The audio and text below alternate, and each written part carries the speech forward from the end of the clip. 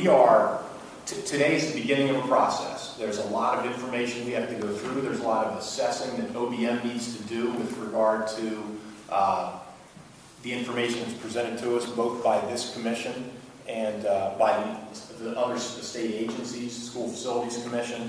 So we don't have specific dollars in mind. That is something that we'll develop as we move through the process. Again, bear in mind that capital bills, which are mostly funded by long-term general obligations bonds issued by the state, are paid off over time through general revenue fund debt service appropriations. So we have to balance the needs of our infrastructure, both our higher institutions and elsewhere, with our ongoing budgetary capacity and circumstances. And so that is something we'll want to fund the important projects, but we're going to have to be mindful of affordability and impact on our operating budget over time. And those are decisions that will continue to be discussed as we move through the weeks ahead. Would they start with last time's capital budget as sort of a place to begin? I mean, I think we would hope to be able to fund the levels that we gave last time, and given the good work that's done, I think we hope to be able to add to that. But again, that we will have to see as we continue to make assessments about how this process rolls out. How much was the last capital budget for higher ed projects?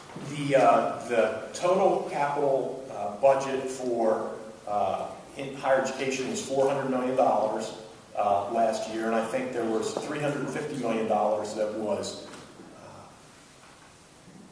that was allocated through the Higher Education Funding Commission process that we're kicking off today. The other were state projects of statewide significance that the Board of Regents, or statewide application, I would say, that the Board of Regents works on, puts together. What sort of guidelines do you have for what would qualify for a new build? Well, yeah, I think we want to, generally, our focus is, let's take care of the significant capital assets that we have. I mean, let's make sure, and this is for higher education as well as the state agencies.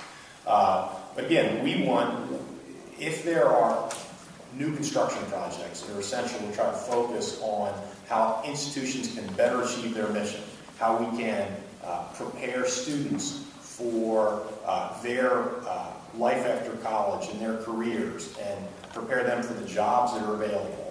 Projects that are going to respond to the economic needs of the state. Those are projects that, again, I think we encourage the institutions, as they run through this process, to focus in that area. They will make those determinations as they look at what their fellow institutions are conducting. You know, what are the projects that are in the best interest of the state and the university system of Ohio as a whole? Will community projects be permitted in this capital bill? We have made a determination that the financial condition of the state is such that a small portion of the capital bill can be set aside for projects of importance to communities and regions throughout the state.